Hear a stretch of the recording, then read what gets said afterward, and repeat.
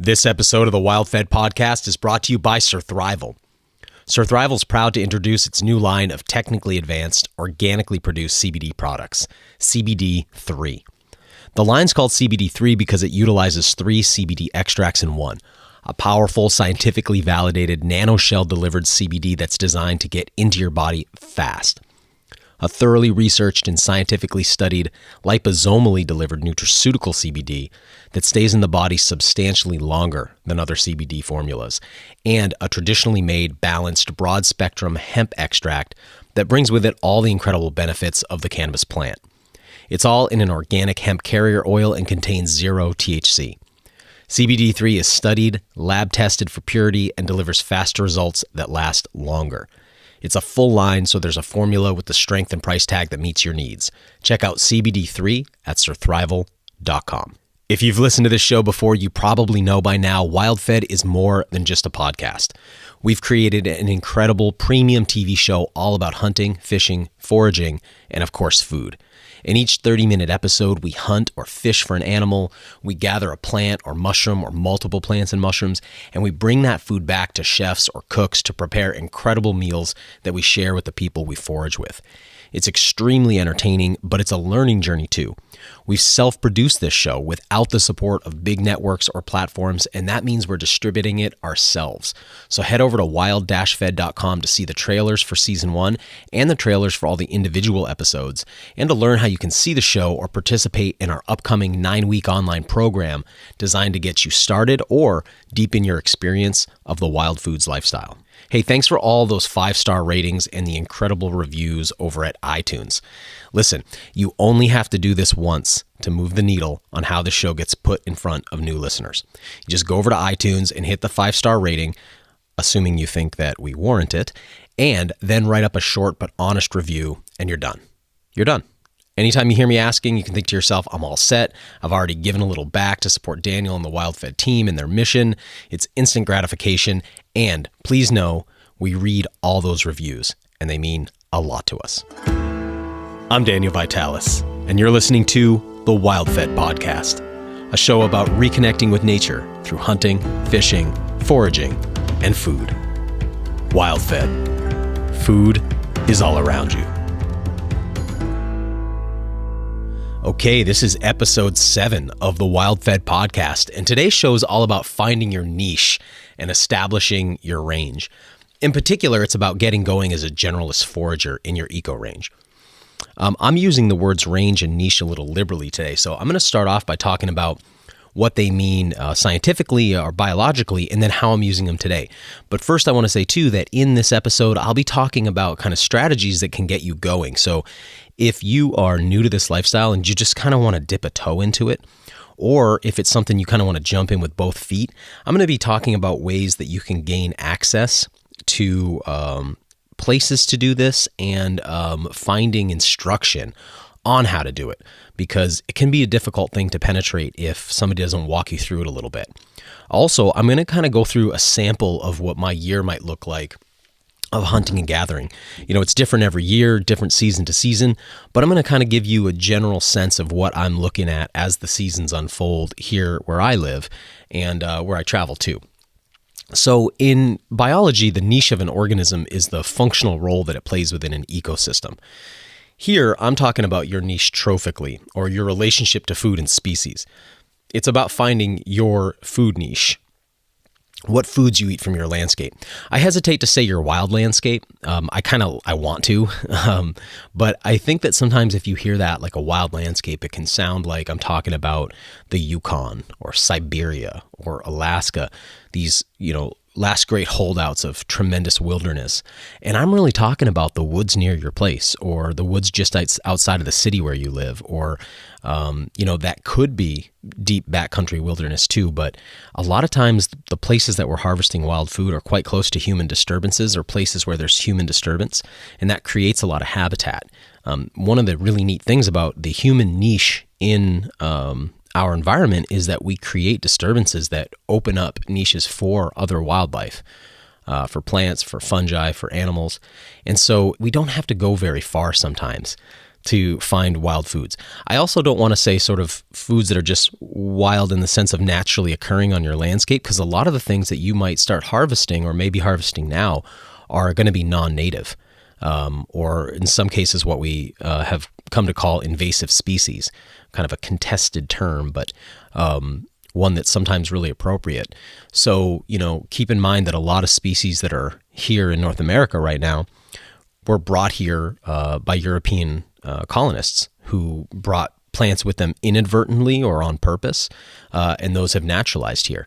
And then later on, as this became a great melting pot, things were brought from all over the world. And so we have plant and animal species from a variety of places, and many of them are fantastic foods. And in fact, sometimes eating the non-native foods is one of the best things that you can do to support native biology, because you can help reduce the competition a little bit and give a little breathing room to native species as they adapt to the new arrivals.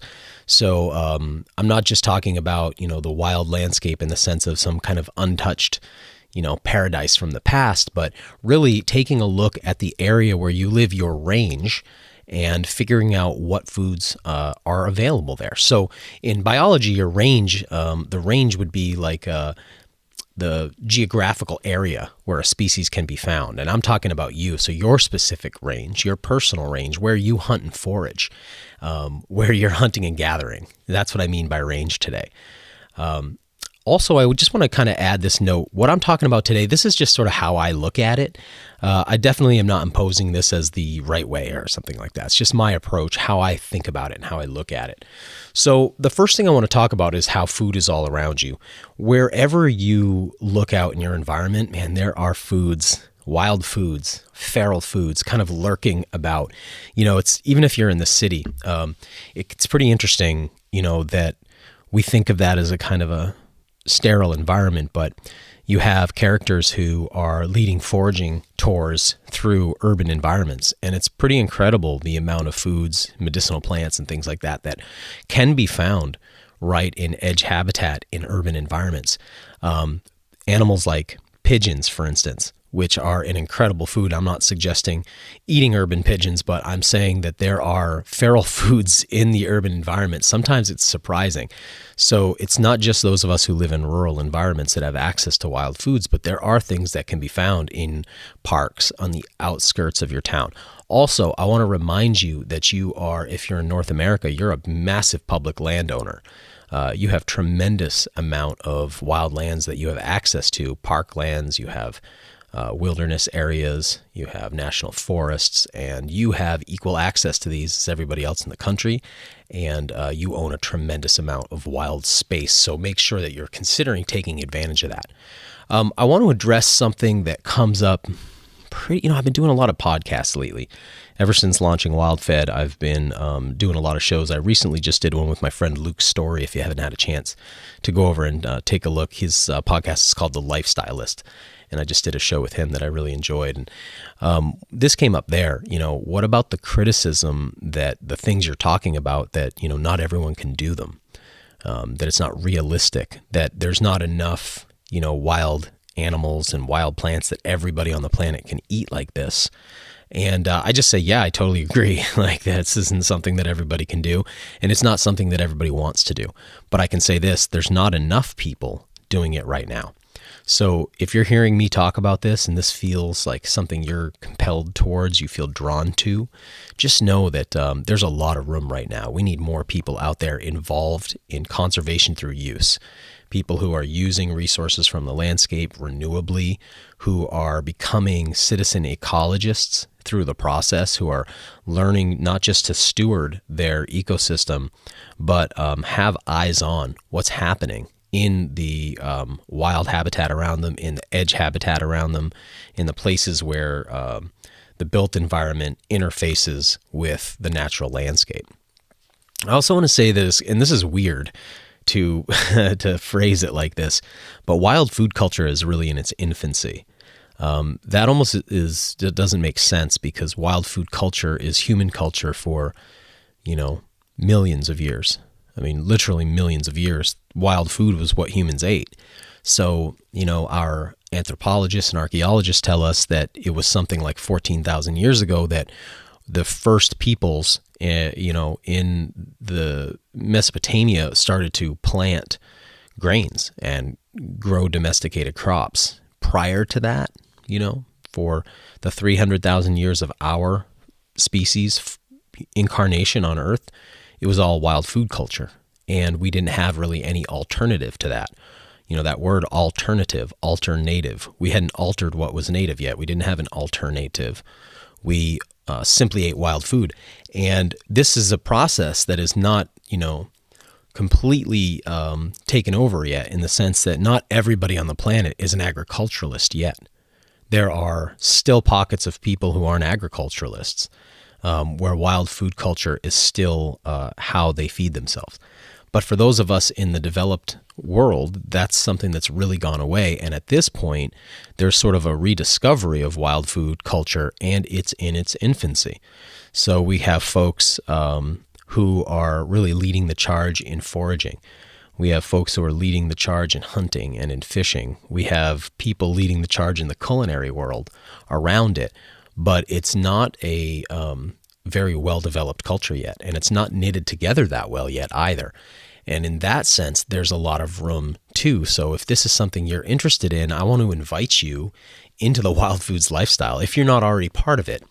I think sometimes about how if people everywhere, if people in every city, in every town, in every county, in every state, if people were developing wild food culture that was unique to their area, there would be this tremendous renaissance of wild food culture around our country and our world. So what would be so neat is if you went to a new place and you could connect in very easily with the people in that area that are living like this, and you could get introduced into what the taste of place is for that area, the terroir of that place, by being able to eat from the ecosystem of that place. Like, that would be so much more interesting to me than just going to look at old buildings or museums or, sightseeing. I mean, all of that's wonderful, but that's less interesting to me than getting to know a place. And in fact, for me, it's like getting to taste a place. So I kind of imagine sometimes if more and more people did get involved, just kind of what we could be experiencing. And I think at a time too where we're hearing so much negativity about our environment and what's happening in our environment, and people are feeling so confused about how they can be a force for good in what they're being told is a sort of collapsing ecology. I think getting out and having eyes on is really, really useful, because it's not like this is something people aren't hearing about or aren't stressing about. They are stressing about it. And sometimes it's kind of like when it's worse to worry that you're sick than to just go diagnostically find out. Like, there comes a point where the fear of something is more uncomfortable than the actual truth of it. And so I think for a lot of people, just getting out into the environment can be, and participating ecologically in their niche, man, that becomes really healing, because you don't have to wonder anymore, like, is the ecology around me collapsing like I see on the news every day, or like I see in the headlines every day? It's like, go out and see for yourself what's going on out there. Now, if people did that, we would have this citizen ecology renaissance, and we would have this food renaissance, and each place would have a terroir that was unique to it, and those of us who are into that would really be able to benefit from that. So that could be really cool.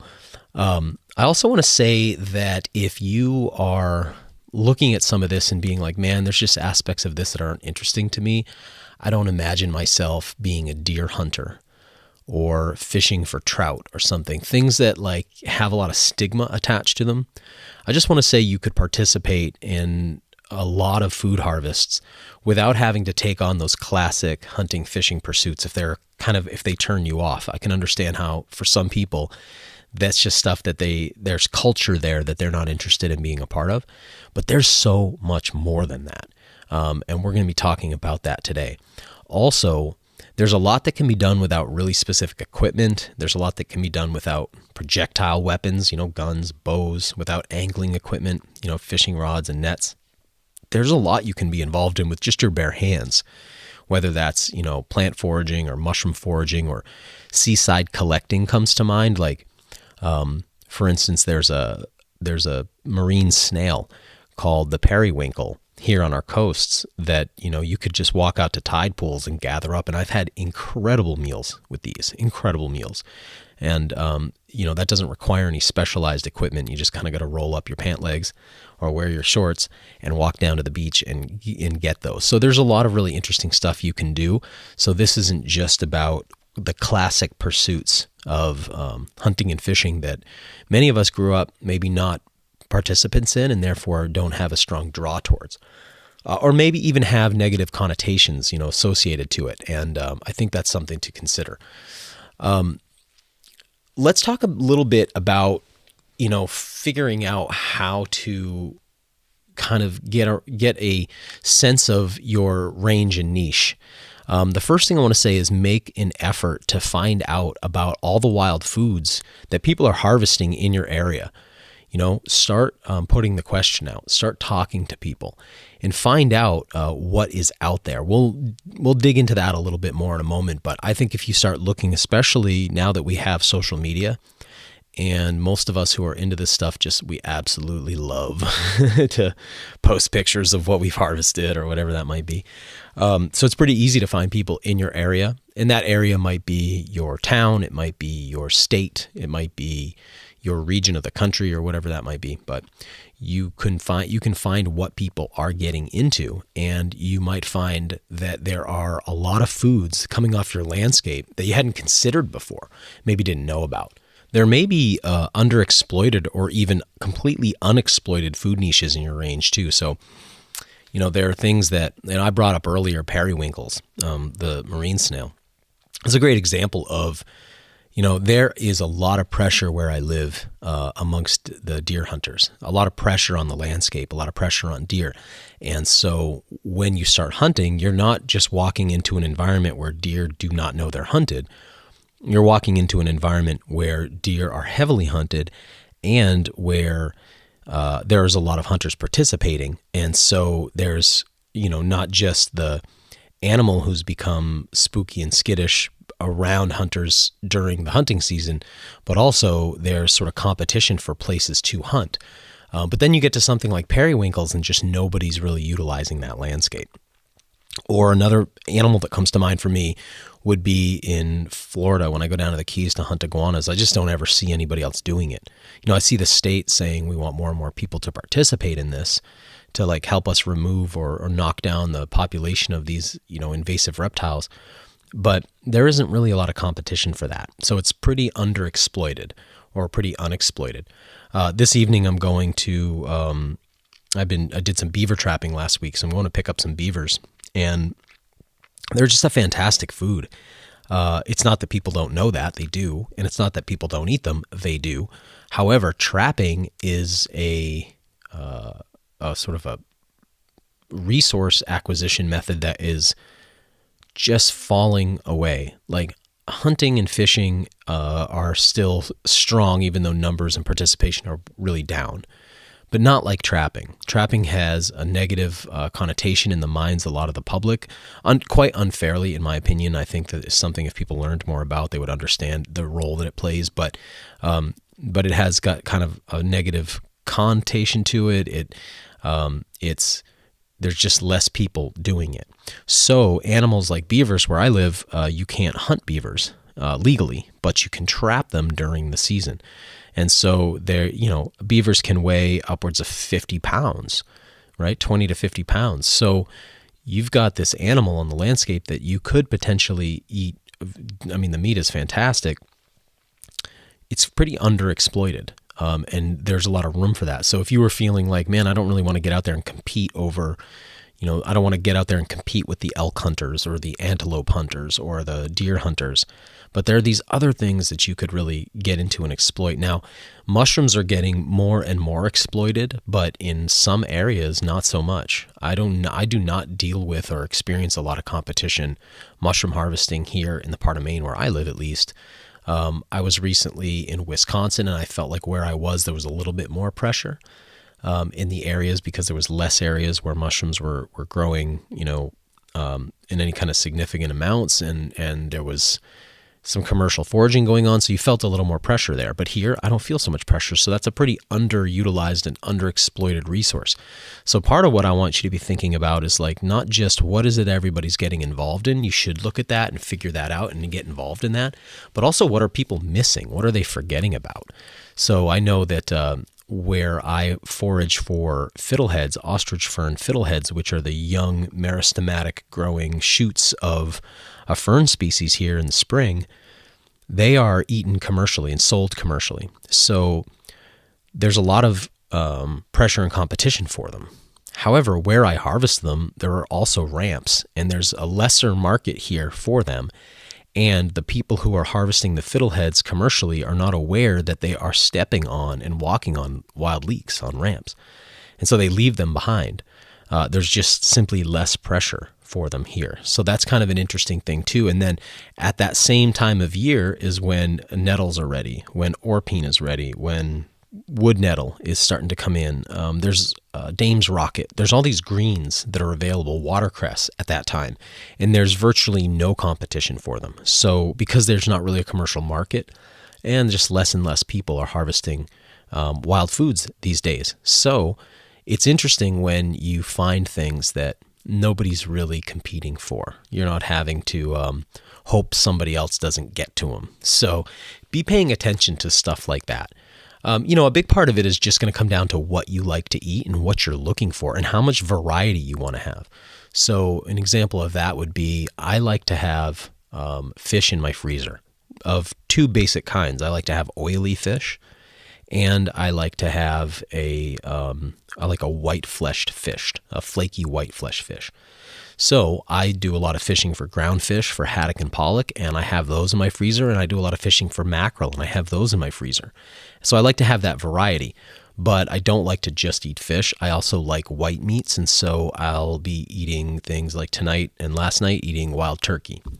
Or the day before that eating squirrel, which is a gray squirrel, another white meat. So I like to have those kind of meats available to me too. Now for you that might be grouse, or it might be hare or rabbit or something like that to give you that white meat. And then I like to have red meats too. So in my freezer right now I have bear, I have deer, and I have moose. For some of you that could be antelope, that could be elk, that could be bison, or whatever it is. So I like to have this variety so that I don't have to eat the same thing day after day. And that's true of plants, and that's true of mushrooms, and that's true of algae. So think a little bit about what kind of variety, and maybe even map it out. Like, what are your ideals? What would you like to have in your freezer? What would you like to have in your fridge? What would you like to have in your pantry? Canned, maybe turned into sauces or things like that. What would you like to be able to draw on through the year? For me, I like to have a variety of fruits. So I'll have blueberries that we harvest and freeze, but we'll do that with blackberries too. And then I'll have canned cranberry sauce. And I make a sort of a cooked down juice out of choke cherries, and I have that in the freezer as well. So throughout the season, the winter season in particular, I'm able to pull out these different food stores and keep this variety going. So that's something to consider too, is just how much variety do you personally want to have, and what would that look like, and what would it be like if you kind of mapped out what your ideal was. Another thing I want you to be considering as we kind of go through this a little bit is, what are the pollution levels like where you live, and in particular, where do you have that pollution? So here's an example from where I am. I live between two rivers, the Saco River and the Androscoggin River here in Maine. And the Saco River headwaters, it comes out of the White Mountains of New Hampshire. Very clean river. The fish there are very healthy in the upper course. The fish are healthy. The water's clean. The Androscoggin River, though, because of the paper mills there, they heavily polluted the riverbed over time. The silts and whatnot at the bottom of the river contain quite a lot of toxins, and so there are advisories about eating fish out of there. The state tells you to, I can't remember the specific numbers, but they ask you to seriously limit fish consumption out of that river. And we harvest some plants out of that river too, or I should say out of the floodplains of that river. And we don't harvest the underground parts of those plants. We only harvest the aerial parts of the plants because of the pollution there. So that's something you need to think about too. What are clean sources of calories in your environment? Are there places where you live that you may want to hunt and places where you might not want to hunt? Another example would be the striped bass, which comes up from, Maryland, Washington, D.C. area, North Carolina, and it migrates up the coast and gets up into coastal Maine, and we fish for it in the summer. However, it's pretty well understood that the fish that are originating down south bring with them a heavy PCB load because PCBs were dumped into the water there. And so they carry a lot of that industrial pollution. So this is an animal that I got to really limit my consumption of. However, I will catch them on mackerel, which I catch basically, for all our intents and purposes here, right alongside them. And those mackerel are very low in pollution. They're low on the trophic level. They eat, very low on the trophic, sort of pyramid. So they don't bioaccumulate as much toxicity. So it's interesting. I can catch these two animals sort of side by side. One I know is I need to limit my consumption of, and one I can eat more liberally from. Another thing to think about would be when we harvest deer here, we have no warnings about eating venison, but we do get warnings about eating deer liver here and limiting our consumption because we have issues with cadmium here resulting from fallout, basically resulting from our paper mills. So that's something we have to consider that, and they don't tell you this when they give you those blanket statements, but really what it is that older animals are going to have bioaccumulated more of that, and it'll be in the liver. And so you may not want to eat the liver of a big old buck, but you're probably pretty safe eating the liver from a young first-year deer. So those are things too. I want you to think about clean calorie sources where you live, because if you're going to do wild foods, just like if you're going to eat domestic foods, some are toxic and some are pretty hard on your body and some are very, very good for you. It's just like when you go to the supermarket. It's really no different. So I don't want to give the impression that, there's all these, dangerous toxic foods when you're dealing with wild food. It's true of industrially produced and agriculturally produced foods too. It's true if you go to the farmer's market sometimes, right? You've got the farmer there who's done everything organically or biodynamically, and they might be right next to somebody who's using industrially produced pesticides, fungicides, or herbicides on the plants that they're selling there. So, you've got to sort of navigate that, and that's true, of course, with wild foods also. Something else you need to be considering is what licenses are required and what rules do you need to know about. So within your range, for me, my range is going to be largely Maine and New Hampshire. I do travel to some other places and I have to get licenses in those different places depending on what I'm doing. But do you need a hunting license where you live? Most likely you do. Here in Maine, there's some very specific exceptions for certain types of landowners who use their land for specific purposes, but otherwise, everybody needs a hunting license. A fishing license. Does your area or state require? A lot of places you can saltwater fish without a license, but in inland waters, you need to have a fishing license. So you need to figure that out as well. And that's very easy for you to just sort of search up online, figure out for your area. Trapping requires a whole different license. And what I do here is buy what Maine calls a super pack, which is a license that I buy for about $200. I think I pay $201 a year for it. And it includes all hunting and fishing within the state, plus my entrance into lotteries like the Moose Tag Lottery and the Antlerless Deer Permit Lottery and things like that. So that's what I buy, and that way I have access to everything so that if somebody says, hey, do you want to go duck hunting tomorrow? I can just say yes. I don't have to go buy a specific add-on to my license. A lot of places, the way it works is you buy a basic license, a hunting license, and then there's a lot of a la carte options. Do you want a bear tag? Do you want turkey tags? Do you want deer tags? Do you want extra deer tags? Do you want a duck stamp? All that kind of stuff. So figure out what you need for your area. Also, how does trespassing and landowner permission work where you are? I live in a place where we have a very strange, and many people from outside of this area have struggled to understand. We have this assumed permission that in Maine you can walk onto my land and you can hunt it. When I have friends from down south who visit here or from out west, it's really difficult for them to comprehend this. Somebody can just come on my property. If I want to keep people off my property, I have to post my property, no hunting. And I'd have to do that with signage or with purple vertical paint stripes on trees every 100 feet. And if I have a break of 100 feet, that's like a little keyhole that a hunter could slip through legally. Now, that's not usually how that would happen, but it can happen. So sometimes people put up one sign and think that covers them. It's actually, you got to do the entire perimeter of your property every 100 feet, or legally, somebody can come onto your property. Now, you may live in a place with very strict trespassing laws, and so it's different there, and that means you're going to have to consider where you're going to hunt, fish, and forage, and how you're going to access that. We'll talk a little bit more about this in a few minutes, but that's stuff you need to consider too. What are the legal aspects of how you move through your range and how you exploit your eco niche? Lastly, I just want to bring up public lands too, because as I mentioned before, we are, at least here in America, in the United States of America, we are massive landowners. I mean, we own a tremendous amount of public land. And so I do, for instance, a lot of hunting over in the White Mountain National Forest. And this is public land that I have access to. I don't need to get permission from a landowner. I am the landowner. So figure out what public lands are near you and how you can utilize them and what the rules for utilizing them are, so that you know how to access some of that land that does belong to you, if you're here in North America at least. And what's equivalent where you live. Also, how much processing are you willing to do, and are you set up for it? So keep this in mind. When you get involved in this lifestyle, you go out and you harvest food and you take cool pictures and you feel like you got this great time in nature and it's really, really fun, but then you come home and you have a lot of processing to do. So it's rare that you have something that you harvest and you bring home and it doesn't require any further work.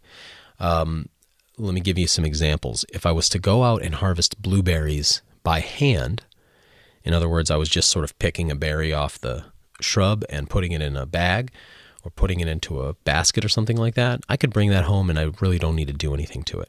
But that's not how I harvest blueberries. It's really, really inefficient. So I use blueberry rakes. Now these rakes are like a toothed, looks almost like a giant hair pick that you would have for, like a gigantic head. And it's got a handle at one end and a little sort of receptacle at the back.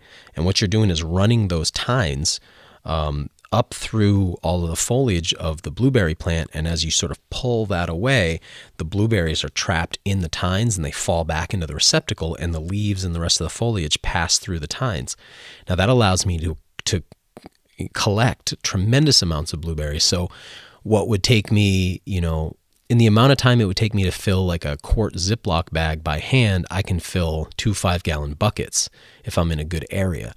But a lot of leaves come with that. A lot of sticks come with that. Pieces of other plants, remnants from, the fruits of plants from the year past.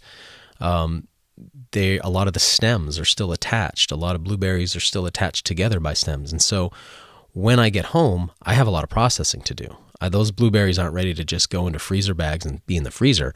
I need to process through all those leaves, all those sticks, and separate out the berries. When I harvest wild rice, which is just a fantastic opportunity if you live in a place where there's wild rice, I highly, highly recommend you get involved in it. This is truly one of the greatest foods you can get access to. And often I refer to wild foods as the best food money can't buy, but you can buy truly wild rice. I'm not talking about those long black grains of wild rice you see in the supermarket usually. Those are paddy grown wild, those are cultivars of wild rice. So they're being grown in paddies. And the way that they're processed renders a much less pleasant food. But hand harvested and hand processed wild rice is exquisite. However, you go out in canoe, usually with 2 people, you knock all of this rice into the boat, but the rice is surrounded by chaff. With it come grasshoppers and caterpillars and spiders, and you get that home and you got to lay it out on a tarp and you got to dry it. And then once it's dried, you've got to parch it over a fire, over heat on a stove, something like that. Then you have to tread it, which is the process of getting it out of the chaff. And usually we do that with a pair of moccasins on in some kind of bucket, or I know people that line a hole in the ground with a deer hide, something like that. And then you tread on it with your feet to grind off the chaff. Then you have to winnow it and separate the chaff from the rice. And only then do you have rice that's ready to be eaten. So it requires processing. You can imagine if you come home with, let's say, some cervid, if you had a deer, an elk, a moose, you get home and there's a lot of work associated with turning that into food. So there's the gutting, there's the skinning, there's the aging process. Then, of course, there's the butchering process, the packing process, the freezing, all of that. So all that work needs to get done too. So be thinking about that a little bit and think about setting yourself up for success. So it makes more sense to kind of get a system in place before you start bringing stuff back, because that's one of the things that can happen is you end up bogged down or bottlenecked in the processing. Last thing on this, I just want to say, start slowly and fill your year with foods. And so really it's about getting kind of one thing, get going with one thing and start adding over time.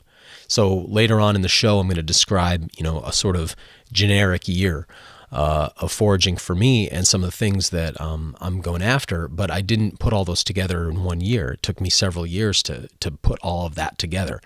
And that list is growing all the time, and stuff's falling off every year that I can't get to as well. So just start slowly. And if you got one plant or one mushroom or one animal you're working with, that's like the foundation. And then you can build on that foundation.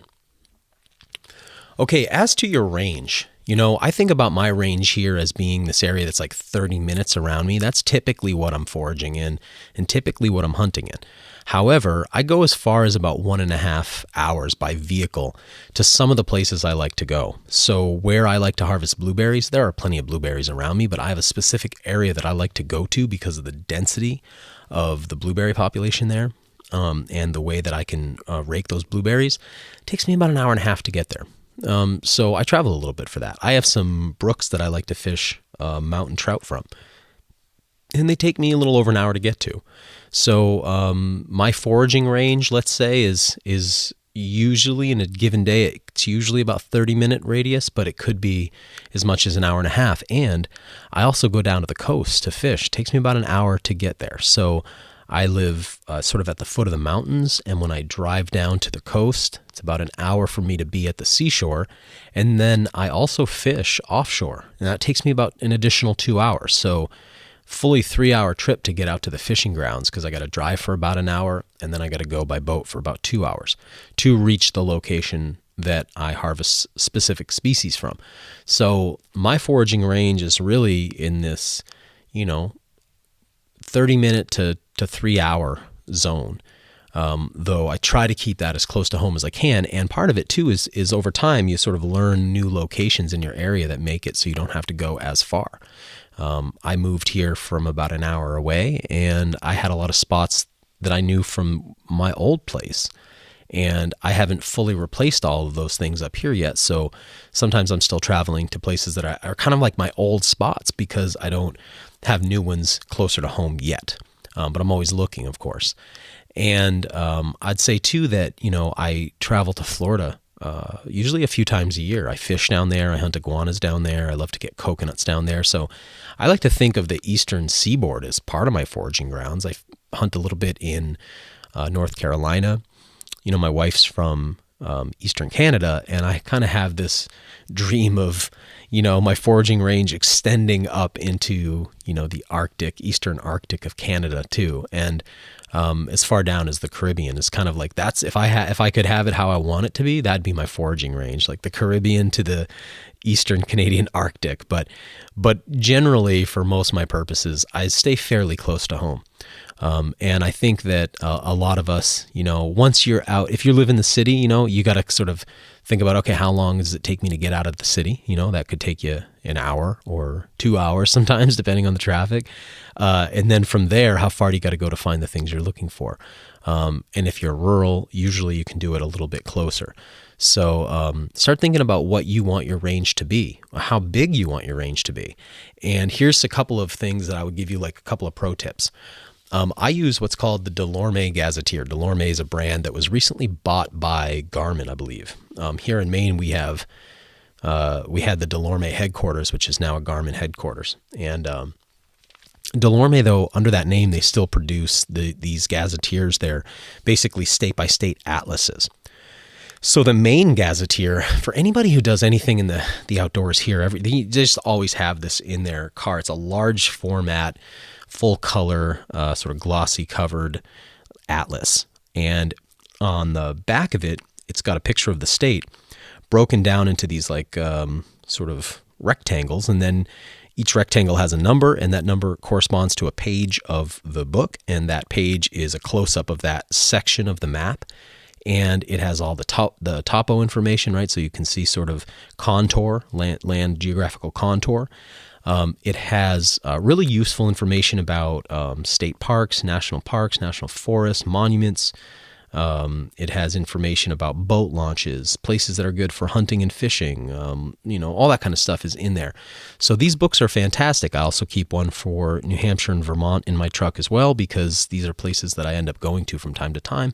And sometimes when I go to a new state, I'll grab one for that state as well. So like I said, I'm in Florida a lot, so I usually bring the Florida Gazetteer with me as well. I highly recommend you get one of these gazetteers for your state. And if you live like I do close to the border, then get the next state as well. And these are one of those things that when your phone is down or you're out of battery juice or your GPS fails, these are really useful to have. They're really nice too for when you're giving directions to somebody and you want to visually show them something. It's just nice to have a non-digital map, and they're fantastic. So, I've got a neighbor who, like me, he owns multiple copies of the Maine Gazetteer, and he's got one that he says there's instructions with his family to burn upon his death. It's just marked up with all his hunting and fishing areas. And so these are really good maps to use because the resolution is so good on them. You can really use them to mark out areas that you're utilizing and things that you find. So I highly recommend you get the Gazetteers as a hard copy of the maps of the areas that you're using. I also really recommend the onX Hunt app. This is a really crucial tool to manage your sort of range and your spots. We have this joke internally here at WildFed about what we call clam digging. Clam digging is when somebody's trying to like figure out your foraging spots, or you show them a foraging spot and then before you know it, they're using it. So it's nice to be able to keep these sort of things a little bit private unless you're wanting to share them with people. onX is just this really cool app, and it's primarily for hunters. However, it's got a lot of use outside of that. So what it is a GPS software for your phone. You pay, an annual subscription to this. I think there's a couple tiers. One is for your state alone. The next tier up would be for the entire country. And it's very useful because you have GPS function, whether you have service or not. So you can download your maps and still use your GPS in your phone, even if you're not getting phone service. So it allows you to kind of keep track of where you are. But then it also allows you to mark waypoints and associate photographs with those waypoints. So you might say like, wow, okay, this looks like a chicken of the woods mushroom, but it's definitely past. I missed it this year. But I'm going to mark it on this location. I'm going to put this photograph of it, of the individual tree and what that mushroom looked like, and I'll just keep it in there. And then I'll mark that tag, that waypoint as, in my mushroom as mushrooms, or I'll use that in the description. And then next year I can pull up all of, I can just search for all of my chicken of the woods photos and waypoints. And then I can navigate myself to those when I think those mushrooms might be available. The way the app is sort of meant to be used is like, okay, you found some deer sign here, or you found some, you found a scrape here or a rub over there, or whatever it is. People are using it like that. But it's got a lot of use for foraging as well. So this is just an incredibly useful tool. Another thing that it does, and probably most importantly, is it shows you the property boundaries and who the property owners are for your area. Sometimes it's a little behind, so you'll have a new property owner and it might not be immediately updated. But it gives you the ability to know whether you're legal or not and where you are. and who the landowner is if you need to try to track that person down. So let's say that you found a colony of certain plants you wanted to harvest, or you found an area you wanted to hunt or fish. You could then approach this person. You could sort of find your way to this character and go and introduce yourself and ask permission to hunt there. It's also useful if somebody says, yes, you can hunt on my property, and you're like, well, where are the boundaries of the property? So anybody who owns land knows it can be difficult to actually know your own property boundaries sometimes. Usually you have little markers in the corners, but this app allows, for instance, I'm able to use this app to navigate my own property borders, which is really, really useful. So if I tell somebody else, hey, yeah, you can hunt on my property, but make sure, you stay off the neighbor's property, they don't want you there, then you're able to see exactly where you are. So I highly recommend Onyx. It's a really cool app and really useful. Another really valuable thing is to turn the location services on your phone for your photos. There's aspects of that I don't like. I don't like that if I send a photo to somebody, it's geotagged. So sometimes people will send me photos and I know where those photos were taken from, because one of my photo albums is a map and I can just look at, I can see exactly where that photo is. So that's kind of creepy, in that sense of that sort of surveillance sense.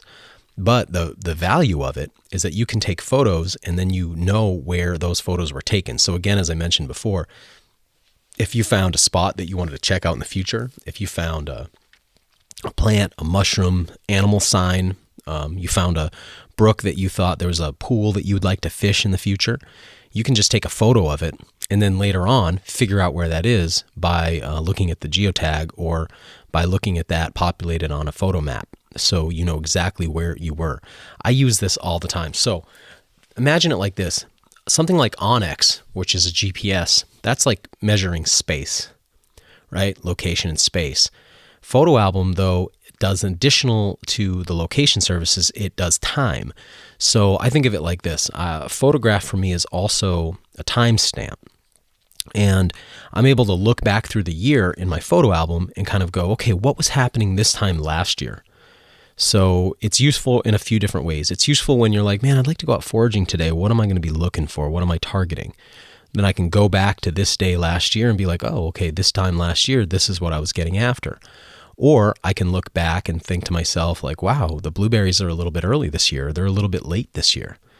Or it could be, hey, I've got friends who are wanting to come into town and they want to harvest choke cherries with me, and I need to kind of figure out the optimal time window when that's going to be happening, something like that. And I can go back through my photos and see when did I take those. And then if they have location stamps on them as well, I know where they were. So even if I don't have something like Onyx, I can still at least use that to get it's not quite as accurate. I'm not going to get down to like a 10-digit grid coordinate, but I can get kind of a general sense of where I was. So that's a really, really good tool. Here in Maine, the Department of Inland Fish and Wildlife, they issue these landowner permission notepads. It's kind of like, you remember those old carbon copy receipt books? It's like that. And what it is permission from landowners. So you can carry this around, something like this. I'm sure where you live, you can find one for your area or something more generic, but this is just something that the state produces here to help people manage these landowner permissions. So you can kind of get permission from a landowner, written permission. Now, the way the laws work here is I don't need permission to enter onto somebody's land. However, if they tell me I have to leave, I can't be there. So that's there's assumed permission unless you're told no. Additionally, though, if you want to hang a tree stand, if you want to hang a game camera, you need written permission for that. And that makes a lot of sense, right? You don't want people like putting cameras up on your property if you're not there, or observation blinds or whatever. So you need permission for that. Also, if you wanted to, let's say, trap or bait for bear or something like that, you need permissions for that. But it's useful to have permissions kind of anywhere you go, really. If you can manage those, that's really nice to have. That way, especially if you encounter a game warden and they're asking questions about why you are where you are, and you have those permissions managed. Now, even if you don't have one of those handy little booklets, you could get a notepad and dedicate it to that. But it's good to have something like that and be managing your landowner permissions so that when you're making plans about where you're going to kind of go in your range, you have all of your options easily accessible and laid out. You're like, okay, I can go over here. I can go over here. Like, this person's given me permission. Okay, what do they got? They got a lot of oaks and some maples and hardwoods, and I've got permission over here. And this is a lot more coniferous forest, right? So you can kind of start managing your range a little bit and figuring out your niche a little bit that way too. When it comes to getting started, up until now, we've been talking a little bit about some of the tools that are useful, but actually getting started, I just want to say very clearly that nothing beats in-person one-on-one mentoring. Searching for teachers is crucial. Finding people who can mentor you is crucial. So I'm going to talk about some other ideas as well, but I just want to say if you can get out in person with people who know how to do what the thing that you want to learn, I just don't think anything beats that. Watching YouTube videos, reading field guides, listening to podcasts, all that is like associated detail, but it doesn't take the place of having an in-person experience. So I really want to encourage you to talk to people. Just a couple thoughts about kind of finding mentors in this way, because this is something that I think people can get a little frustrated about sometimes, because this is the barrier to entry. I recently sat down with an interviewer from the Boston Globe who's doing a story about modern hunting and gathering and writing about me a little bit. And he was somebody who had gone through hunter safety and then wasn't really sure, like, what do I do next? Like, what's the next step? Because the next step is really needing someone to take you out. Like, you get out of something like that, a hunter safety class, and it's like, okay, I think I get a lay of the land here, in the sense of I get what the rules are and how to be safe and what I can and can't do. And but like, where do I actually go? And when I get there, what do I actually do? That's the stuff you need some help with.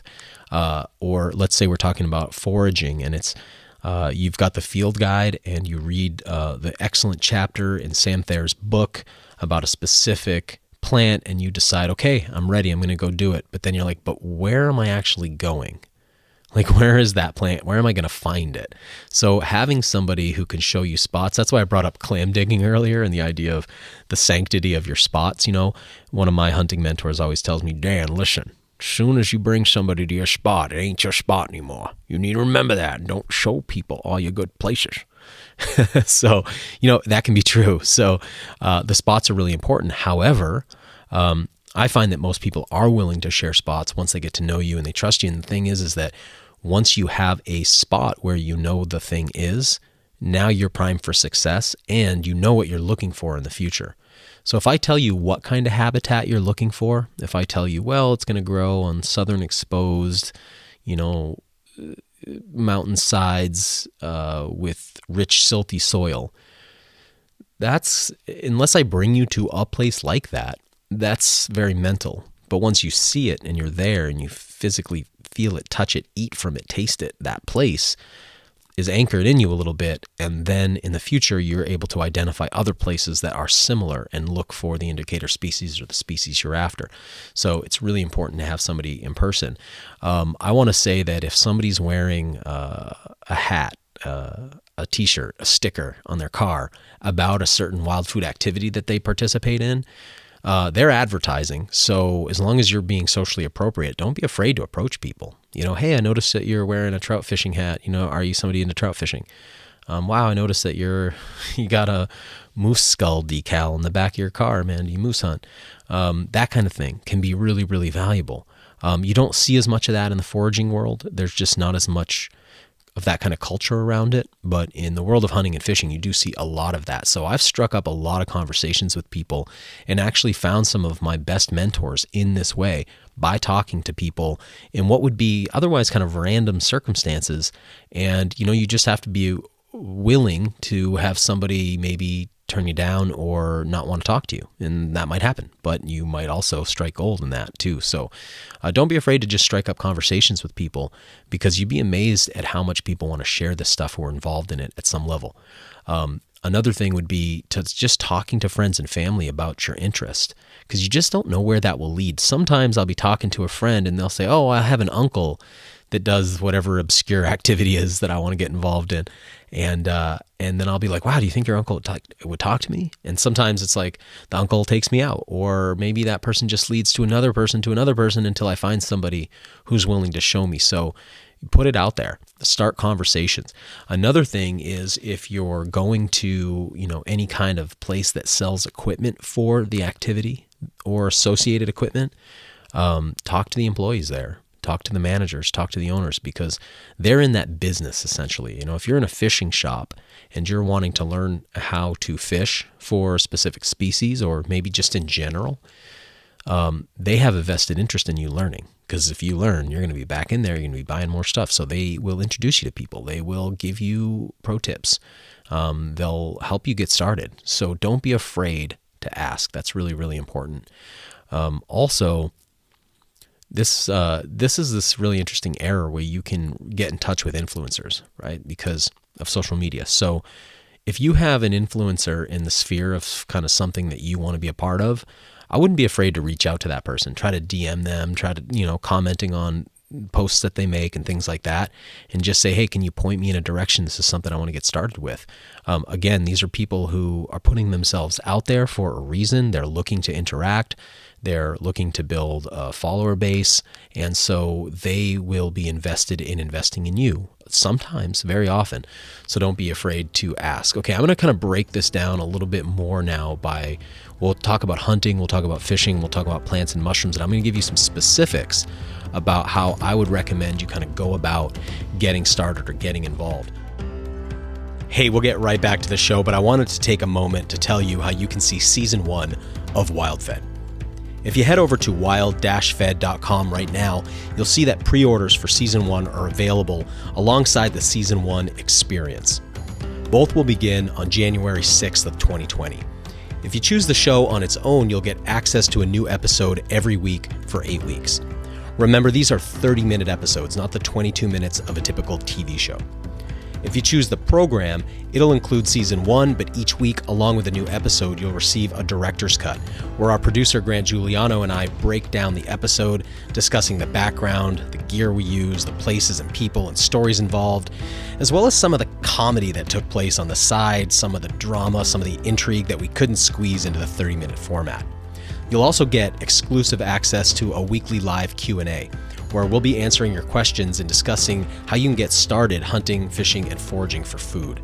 Additionally, this will all take place inside of a private member group, where you'll have access to me and the WildFed team for a full 9 weeks, as well as a community of like-minded folks.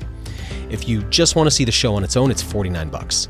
If you want to join me in the 9-week program, that's just $249. Go over to wild-fed.com to get the show or sign up for the program.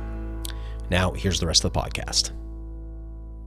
With hunting, the very first thing I want to recommend you do if you don't already hunt is to go get a hunter safety course as soon as possible. I probably got my hunter safety course a full 5 years before I was really actually putting any animals in my freezer. What was nice about that was once you have a hunter safety class, you can get a hunting license in any state or province of Canada as well. So you want to have that because you don't know when your opportunity is going to come. And by that, I mean, you might find somebody say, one of these people you talk to randomly says, okay, well, we're going to go out, next week. So do you want to go? And it's like, well, I haven't done hunter safety yet. That's going to be a huge hindrance because you got to go find a hunter safety class. They're not running them every single day, right? You might be a month or two before you can get into one. They might all be full, and then you might miss out on an opportunity. Hunter safety courses are cheap. This is not something that states are doing to make money. In fact, I'm assuming that they lose money on these, really. So, they're $10 usually, even if they're a 2-day class, something like that. So sometimes they're free. A lot of them now are partially online and partially in person. So they'll have a field day and an online day or a home study course. And they can be broken up into different components too. So here we have a rifle hunter safety. We have an archery hunter safety. We have a crossbow hunter safety, and we have a trapper safety. That I don't really like that format. I think that all of the projectile weapons, archery, rifle, and crossbow. I think they could be combined into one course. I think that'd be a lot better, but that is how it's done. Like I said, it's not some money-making scheme. That's not why they do it that way, but that's just how they do it here. But in some states where you live, it might be different. Some states combine all of that together. Some places archery and crossbow are one thing. So think about what you might possibly get involved in. My way of looking at it is like this. Each of these disciplines is a tool. So whether I'd use a trap, a crossbow, a rifle, or archery tackle, a bow, is determined in large part by what's legal in the area where I'm going to be, what season it is, and things like that. So I'd recommend you get all of these, even if you think like, oh, I'm never going to gun hunt, or I'm never going to archery hunt, or I'm never going to trap. If you have access to these classes, take them for a few reasons. One, now you have every opportunity available to you. Secondly, you're going to meet a lot of people, both instructors and other students. The people in these classes, what's interesting about them, at least in the ones that I've attended, is it tends to be a mix of people. Some are people who have never participated before, and some have been participating all along and are finally getting their license for the first time. Especially kids. You'll see this with there'll be young people there who it's like, yeah, they've grown up doing it, but now they need to get their adult license, and so they have to take a course. Sometimes it's somebody who's moved from another area. And then a lot of time, more and more, it's people who are foodies, or people who are wanting to just deepen their relationship to the natural world. And so they're there as adult onset learners. And so you'll meet people who are like you, and you'll meet people who are the kind of people you want to learn from, learn spots from, learn species from, and get new opportunities with. So I highly recommend you do that as soon as you can, and just kind of get all of those sort of filed away so that you have access to hunting licenses. You don't need that with fishing, at least anywhere that I know about, but you definitely need that to hunt. The next thing would be to get your local hunting laws and study them a bit, and find out, not just study learn all the laws. A lot of times what's going to happen is you're going to learn specific laws about a specific species when you need to learn those. In other words, when you're going to go do that thing. But more so what people are legally allowed to hunt for where you live.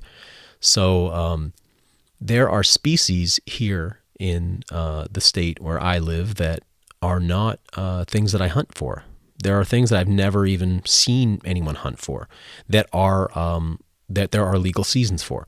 So, for instance, we have brant, a type of geese. We have snipe, a type of migratory bird that people can hunt for here. I don't know anyone who does. I've never participated, but I wouldn't know about that if I didn't review these books, right? So you kind of see the things that there are opportunities for in your state, and that's really, really useful, because a lot of times people come into hunting and they just simply don't even know what mammals, what birds are even in the place where they live. Also, it's good to know, hey, are there species that I could hunt, but I need to participate in a lottery and I need to draw a tag for?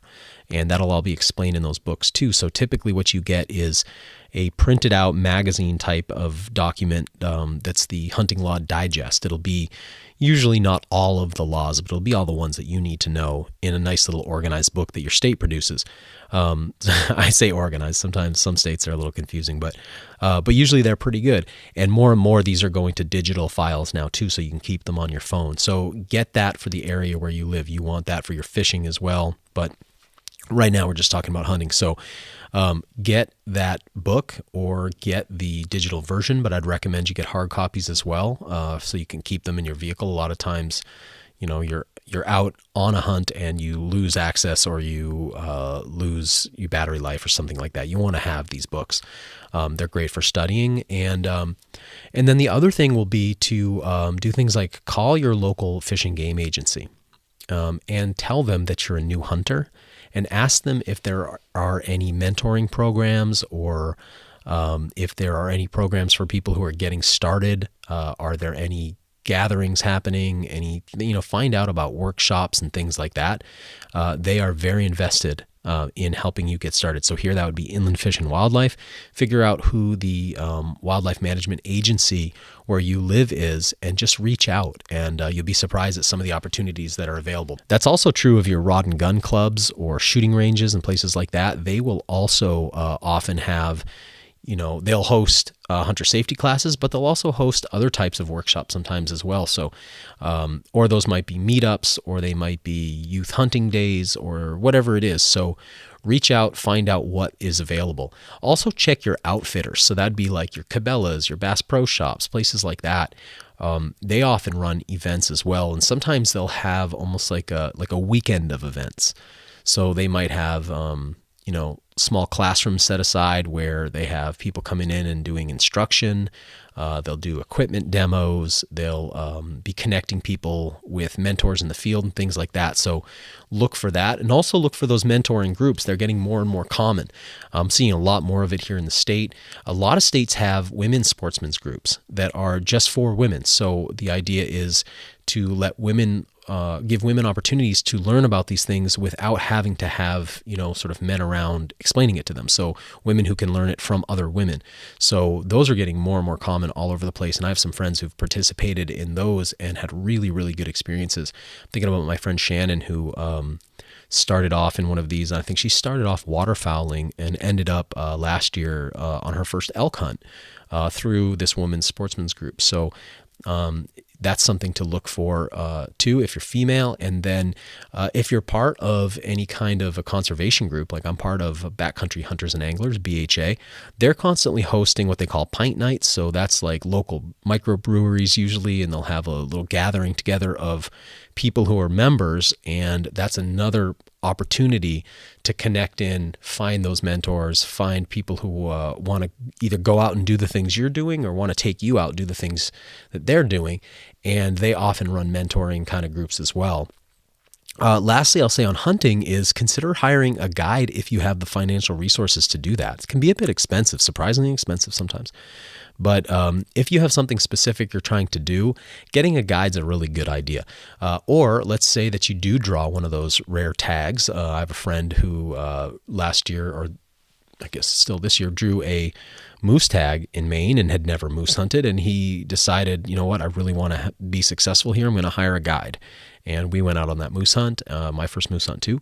And we're successful, and in large part because we had somebody to show us where to hunt and how to hunt. So that was really useful. So don't be afraid to hire a guide if that's something that you can afford to do, because you get not just location kind of information, but you get really specific hands-on instruction, and you're paying for that instruction. So you tend to get really high quality instruction if you vet out and find the right guide. Don't assume they're all made equally. Take your time, talk to people, make sure that they're of the kind of temperament that you want, that they communicate in the way that you like, but a guide can really teach you a lot. Okay, on fishing, same thing about getting the book, getting the digest of the laws. That's going to be really, really important. So make sure that you know the fishing laws where you live, and they can be a little complex sometimes. Where I am, they are determined by individual water bodies. So in addition to knowing the general state laws, also need to look at every water body that you're going to fish in and make sure that there aren't any specific, or see what specific regulations there are to that water body. So we might have a law like, in the state, you can take 5 brook trout out of a brook and 2 brook trout out of a lake, but on this specific lake, it's only 1 brook trout and it has to be this big. So you'll have those kind of rules. So that's really important stuff. Make sure you get the fishing book, and it will lay out what species people are fishing for. Now, with fishing, it's an interesting thing. With hunting, very often you'll have this thing where any species not enumerated in the hunting laws is illegal to kill. So there's no blue jays in the hunting laws where I live, but that doesn't mean that you can. Well, there's nothing regulated. I can just take blue jays. It's like, no, you can't. Anything not listed in there, it's illegal to hunt for. Fishing's a little bit differently sometimes. So you'll have this thing where, well, if it's not in there, usually it's just not regulated. So make sure you understand the difference between those as well. If you know there's a fish species that lives in your area and it's not regulated, call and find out with your fish and game agency. You might be allowed to harvest that animal. So that's something to consider. A couple other thoughts here. Go out on a head boat. This is something that I do every year. You've maybe heard me talk about it in the past. I was saying before that I have a lot of haddock and pollock that I put away for the wintertime. I vacuum seal that and have it in my freezers. Now, here's how I do that, and here's how I got started. My neighbor took me the first time, and we drove down to the ocean where we had booked a trip on what's called a head boat. And a head boat is where every individual on the boat is paying a fee to be on that boat, and they take you out fishing for the day. There are actually head boats that are overnight as well, so it depends what you're after. But we go out for the day. I pay something in the range of $125 or so. I pay $10 for parking, and I tip the first mate. So it's a $150 day probably, plus the drive. But we go 2 miles offshore and we fish for ground fish all day.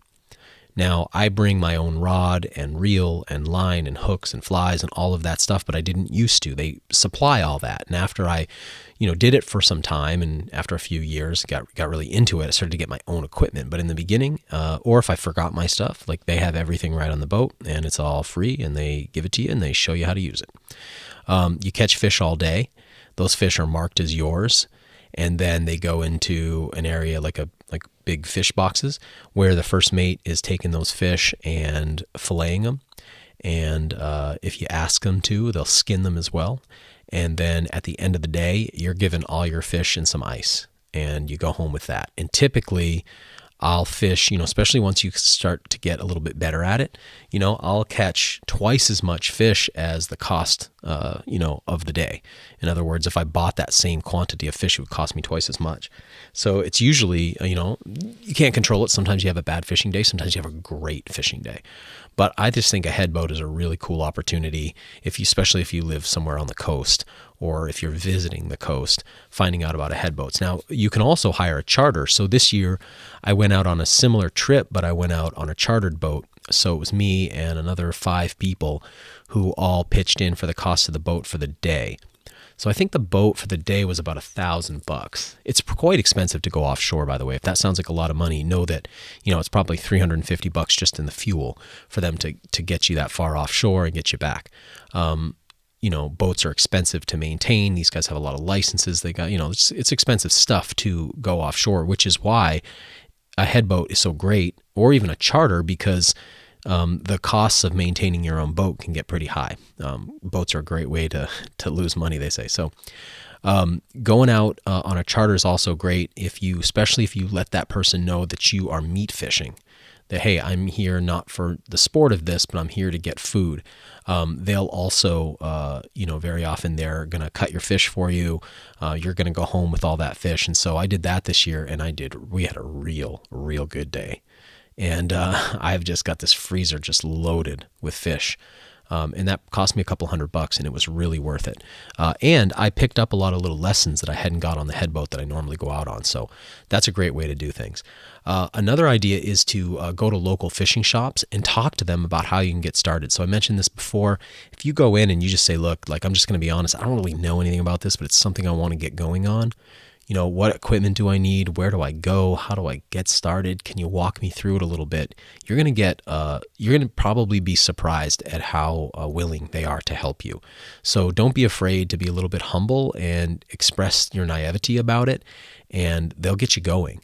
So don't be afraid to talk to people. Now, no, of course, I remember when I was younger and I would go into a place like Home Depot, and it seemed like everybody who worked in there was a contractor or a former contractor.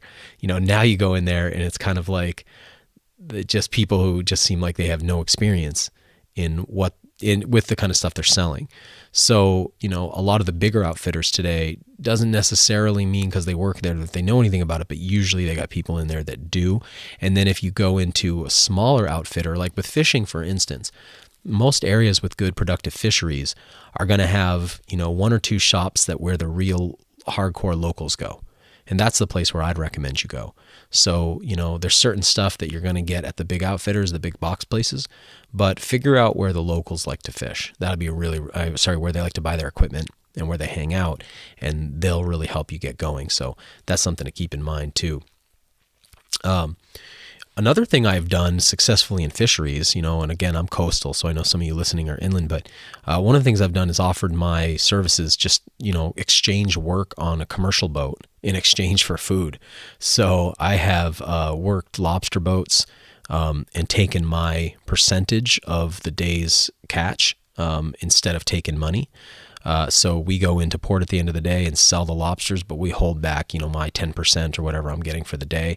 I've done that on halibut boats too. So I recommend that if you have access to it, particularly if you live in a coastal area and you just start putting yourself out there, you might, before you know it, find yourself in a pair of Grundens out on a sea voyage. So something to keep in mind too.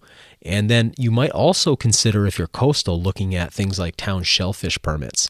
That's something you don't need a lot of training for, but you often need permits for. So I'll go down to the town office here around the beaches and get a day permit to harvest clams, let's say, and go out and harvest soft shell clams and bring them home. And they're just one of my favorite foods.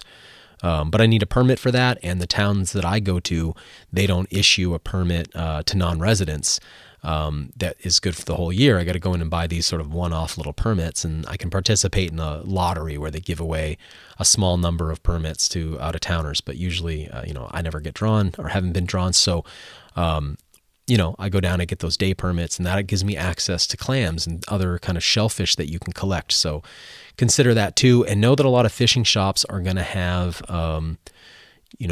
little workshops that they're, especially as you get toward more like the fly fishing side, which is more of a sort of a sport fishery.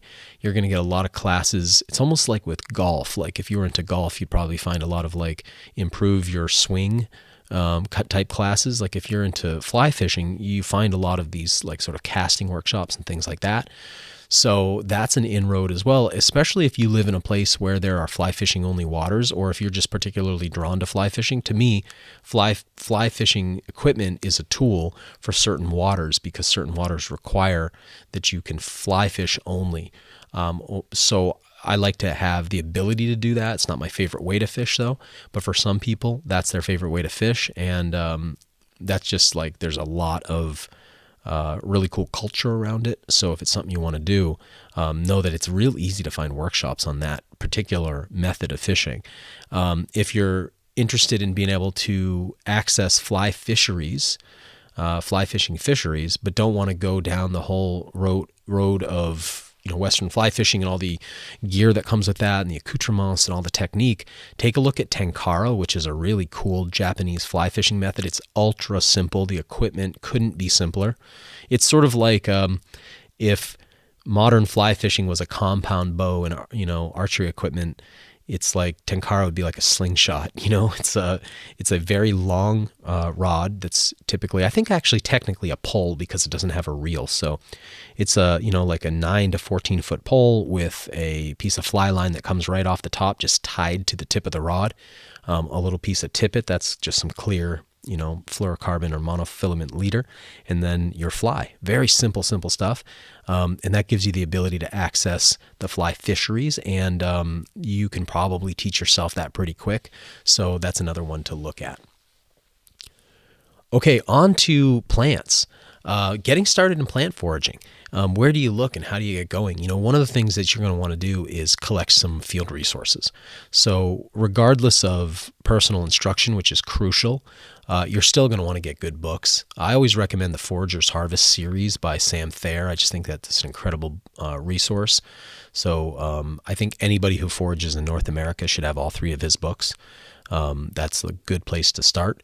So I'll put that out there, but then there's so many other important field resources. So those could be books by other authors on the topic of wild plants and identification. But that could also be your general field guides, like some of your Audubon Society type books or your National Geographic type books, those little color-plated field guides, because in the process of harvesting, you're going to get curious about plants that might not be edible plants. It might not be in your edible plant book, but you're going to get curious about them. Or you'll get references to plants you want to be able to see what they are.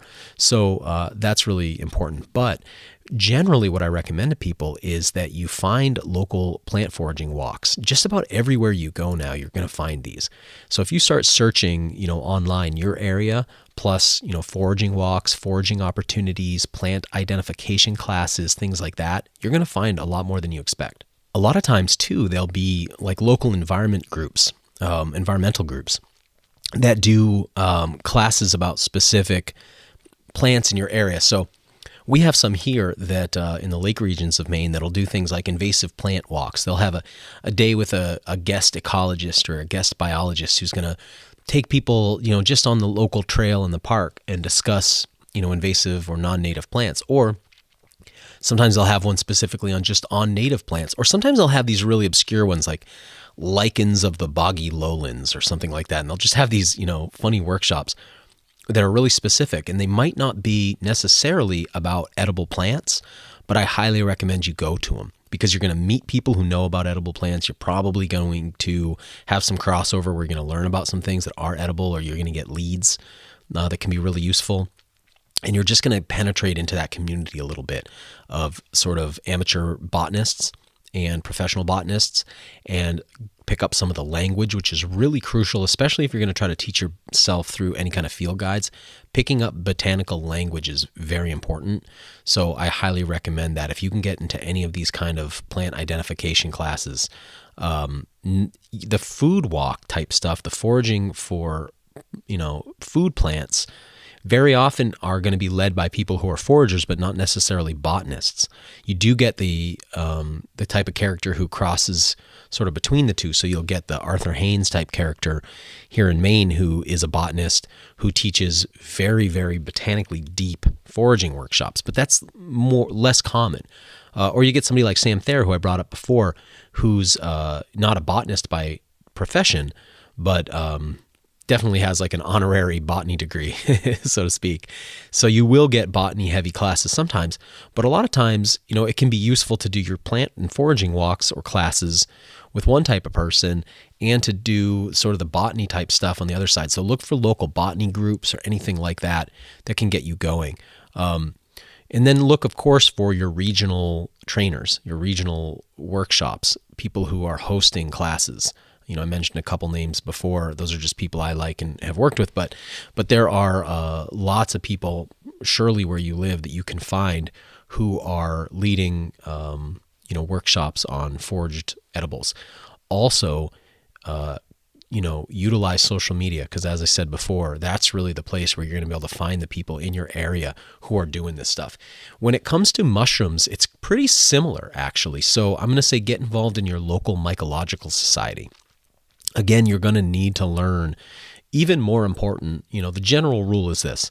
With plants, there are plants that you could misidentify and eat, and they could kill you. That is possible, but it's pretty rare. It doesn't happen a lot because typically the things in plants that are poisonous taste really poisonous to you, and you just wouldn't be able to choke enough down. So while it can happen, it doesn't happen that much. And then, it gets hyped up sometimes in media, so it'll seem like it's easier for that to happen than it is. But it's pretty infrequent. I would not say that with mushrooms. Mushrooms are a much more dangerous game, and so you want to make sure. Let me say it this way too. You could misidentify something in a plant book, and you would probably know pretty quick because it would taste wrong to you. And you could properly identify something in a plant book because even without good botanical language, you'd just be able, from the pictures and the basic description, you might be able to figure it out. With mushrooms, you don't want to wing it like that. You really want to have some mycological language so that you can read the descriptions and then check your field identification accurately. So it'd be good to get around some of those people, see how they talk, what language they're using, how they identify, how they do spore prints and things like that. Field guides will be crucial. Books on edible mushrooms will be important to you. You will want those. But make sure that you're getting some good one-on-one instruction or instruction in, from good, workshop leaders or something like that. Also, consider offering your work to a commercial forager, somebody who supplies restaurants with mushrooms, and offer your services free to go out. Just say, hey, I'm looking to learn, I'm looking to help out, and see what you can learn. You might even be able to find a way to sort of get involved a little bit with that. So that's really interesting stuff too. And then lastly, I'd say join an online mushroom identification group, because this is really useful when you need to get a question answered. So sometimes you'll find something and you'll be like, is this mushroom or this mushroom? And having people that you can show that to show photos to and get some feedback is really, really useful. So those are just some general ways that I think people can get started in this lifestyle. And now I want to take a few minutes and kind of tell you a little bit about my year. And I'll tell you some of these things, like how I got started and, how I kind of have developed my practices a little bit. So my foraging year, I'm going to start it off with the early spring, late winter. There isn't really a break in when I'm saying foraging right now, I'm referring to it in the anthropological sense. So I mean the harvesting of wild foods in general. So I'm including my hunting and fishing in that term, foraging, my mushrooming, algae, all that. So I'm saying foraging here, my foraging year referring to all my wild food gathering. It's kind of difficult to pick a point in the year where I'd say the foraging season really begins, because there's really never an end to it. It kind of feels like an end because the plants go dormant, they get locked up, right? The mushrooms, all go dormant, everything freezes over, there's a blanket of snow. But during that time of the year, I typically go out onto the ice to ice fish. So I'm still harvesting food at that time of year. I'll still go out and look for chagas, a type of mushroom that I harvest that overwinters on birch trees, and I'll find it very easily when there's no foliage in the winter. So it never really ends. And then what ends up happening is we start to get thaws. And when we get thaws, that's when the maple sap starts to run, and I'll harvest that maple sap and then cook it down into maple syrup. So that's I'm going to start today talking about that's the beginning of my year. Now, when I first started with that, I think it was just, I live in a region where maple syrup is a kind of a big cultural iconic idea and product. And I initially was like, well, I'll just tap some trees and get the sap, and I'll just drink it like water, because the sap is delicious. It's just very, very lightly sugared, very low percentage of sugar, very clean water. And it was just something to do. And so I had a big maple tree in my yard. I put a couple taps in it, and I collected up that water, and I was drinking it. And then eventually I was like, maybe I'll just boil a little of this and see what happens. And I cooked down, a couple tablespoons of maple syrup, and it was like, oh, wow, this is really delicious. And there's sugar on my landscape. And over time, I bought a property, and it has red maples on it. Most people who are running, commercial sugar bushes use sugar maples. That's the trees that they're harvesting sap from. Red maple produces a sap that is sometimes slightly lower in sugar, but still produces you would never know the difference. It's just an outstanding maple syrup. I think that the main issue or challenge would be at the commercial level.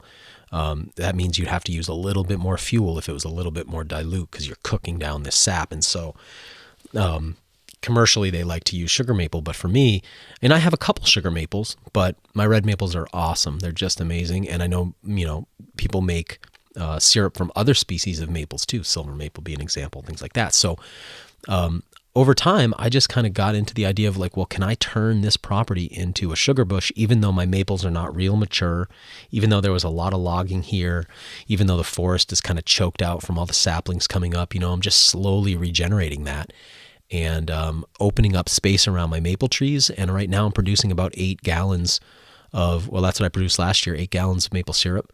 And it's fantastic. It lasts me through the entire year. So it's the primary sweetener that we use.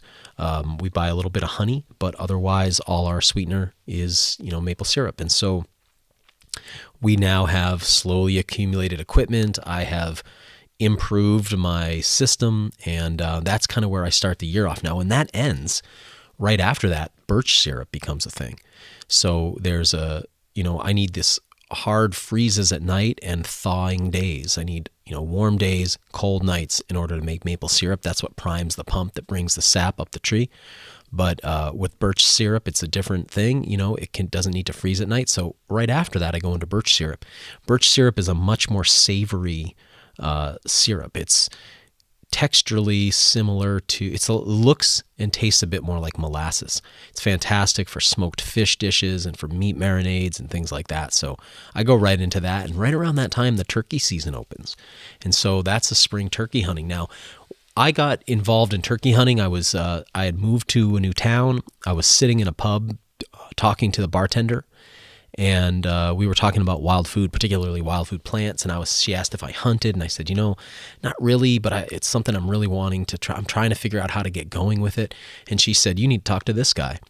And she sits me down in front of this fella named Mark, and he and I just start talking. And before I know it, he's taking me out turkey hunting, and I've been kind of at his turkey hunting camp every year since that. I now hunt on my own, but we all kind of get together around that time of year and just have a lot of fun, all wishing each other luck and going on our turkey hunts. And, I do a lot of other hunting with him now too. So that's sort of a good example of, like I was saying before about meeting people. But yeah, I go out for turkeys, and then right around that time, the fiddleheads, the ramps, the bracken fern, the stinging nettles, the orpine, all of these green plants start coming up. And so that's the green season for me. So the time of year where we're harvesting wild greens. Now, I like to eat a lot of farmed greens throughout the year when I don't have access to these. But during that time of year, it's really fun, that early spring, because all these shoots are coming up. The Japanese knotweed shoots are coming up. The garlic mustard's coming up. And I'm able to stop buying vegetables altogether for a period of time. And I really love that part of the year. Some of these I put away. This year I pickled a lot of fiddleheads. I used Alan Burgo. You might have heard him on the show a couple episodes back. I used his recipe for pickled fiddleheads. I love bracken fern, which starts coming up around that time too, and is this very cool fern that grows all around the world. It's a cosmopolitan. It's sort of found on all the continents. And it's known to have this slight toxin in there, but I follow Hank Shaw's method. He's a great writer, culinary hunter, fisher, angler, cook. He's a great culinary resource for wild foods. I use his method, so that's something that's coming up at that time. And right around that time, the brook trout start to feed again. And I'm out there in the brooks catching small brook trout. And they start to become this little side meal for me. Brook trout's another one of those fish. That's a good example of one day my friend Arthur took me out and he said, hey, this is how I used to do it when I was a kid, and brought out a little ultralight rod and worms on hooks and just brought me around and showed me how to catch brook trout, where to look for brook trout, how to fish, these small mountain brooks. And now that's something that I just love doing, and it's a food source for me. So that's going into sort of later spring, and then the milkweed shoots start coming up too. So that's a really cool time of year. Just before that, actually, too, something I've been getting into is suckers, which are these really amazing sort of prehistoric-looking fish. They have these very prehistoric-looking mouth parts. They come up out of the lakes and into shallow brooks to breed in the spring, and we go out there with gigs and spearfish them. And you'll be seeing that in I believe it's the first episode of season 2 of WildFed. I've been mentioning the TV show, and we are now into the second season. And this year, early in the spring, we filmed ourselves sort of harvesting suckers. That time of year too, when I look back through my calendar, it's sort of, and I was talking before about you using your photos and your photo album to kind of keep track of everything that you're doing.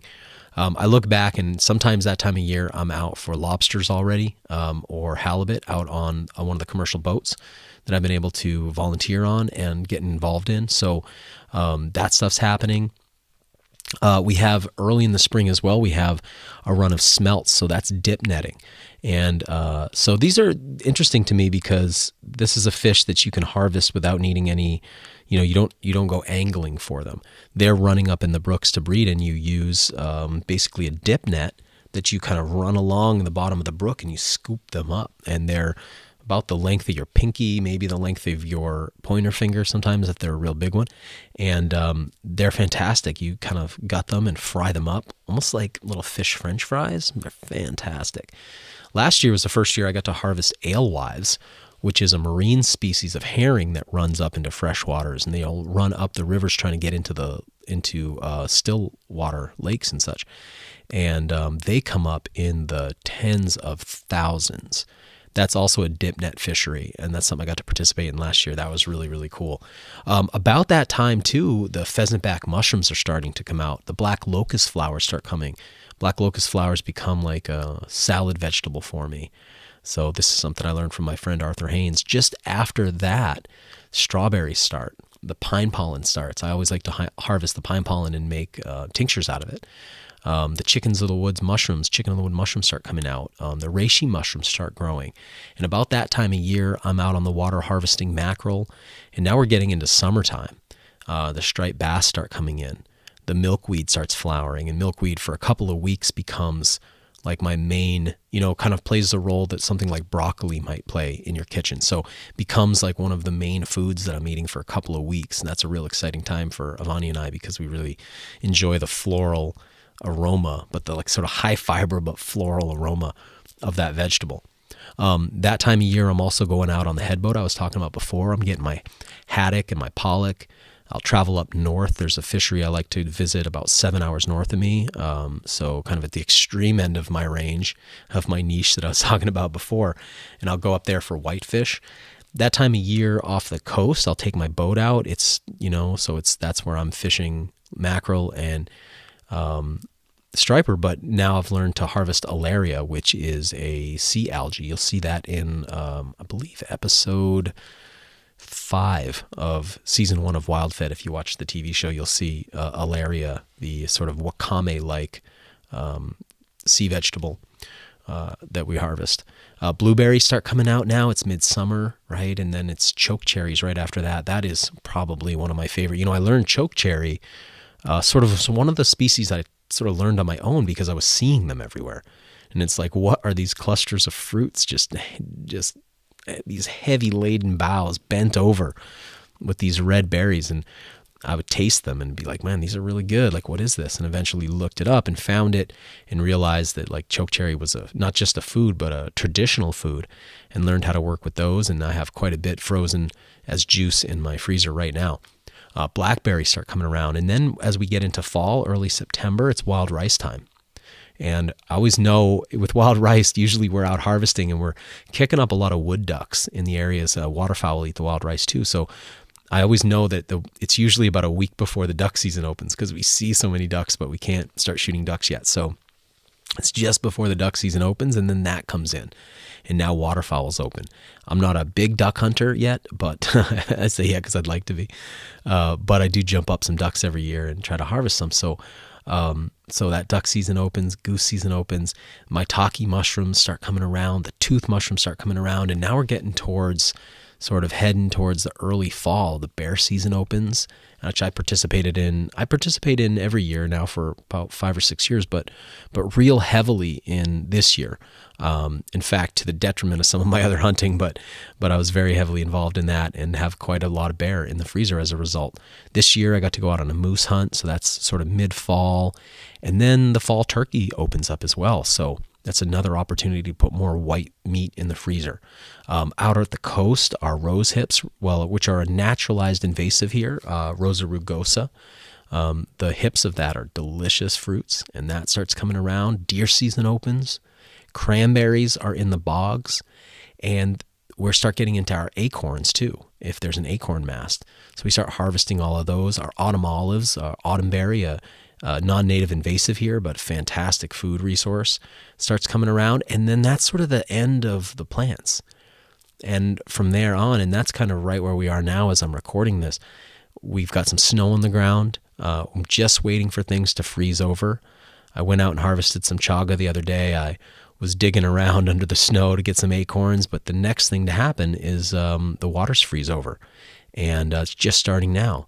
And I'll start fishing for salmon, for lake trout, for brook trout, for whitefish, and for one of my favorite cusk, which are a freshwater species in the cod family.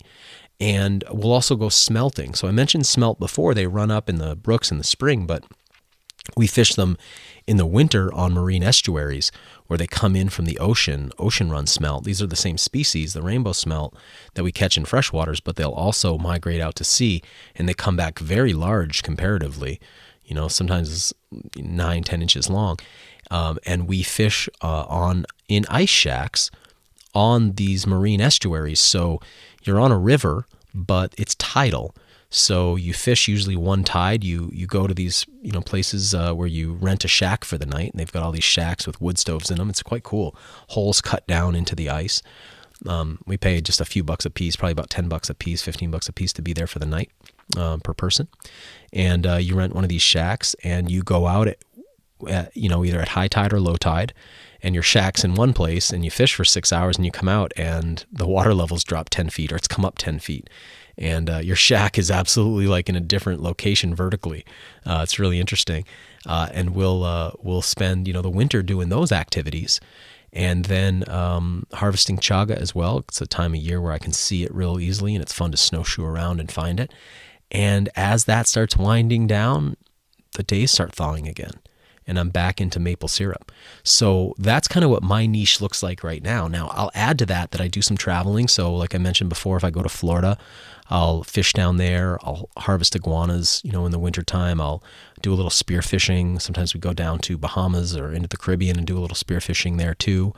WildFed's taking me to different places. So my range and my niche keep expanding. But my general year looks something like what I just told you about. There are lots of species I didn't mention that I'll occasionally harvest from, and then some of these species I won't get to because I'll be so busy with something else.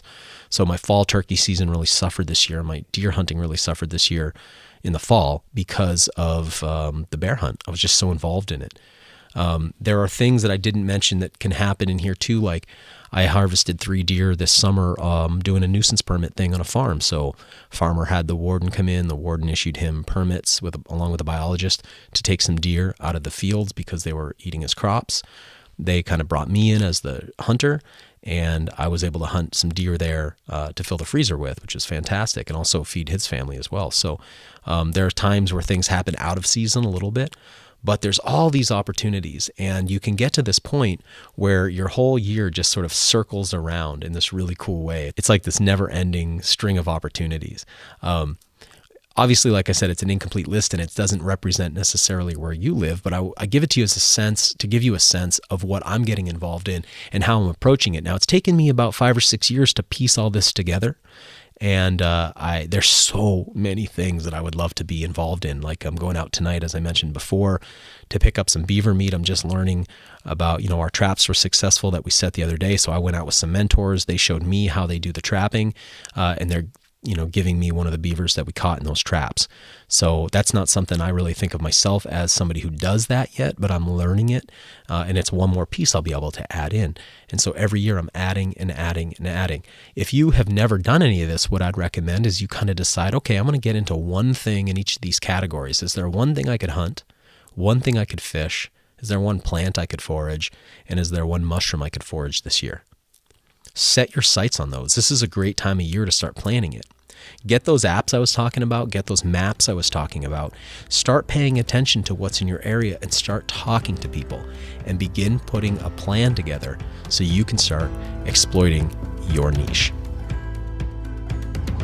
Thanks for listening to the WildFed podcast. You can help us grow this show by subscribing and leaving us a rating and review. It ensures better rankings and more advertiser interest, which translates directly into better shows, more awesome guests, and a constant stream of fresh, new content. Have a question you'd like answered on the show, or a hunting, fishing, or foraging trip you'd like to host us on?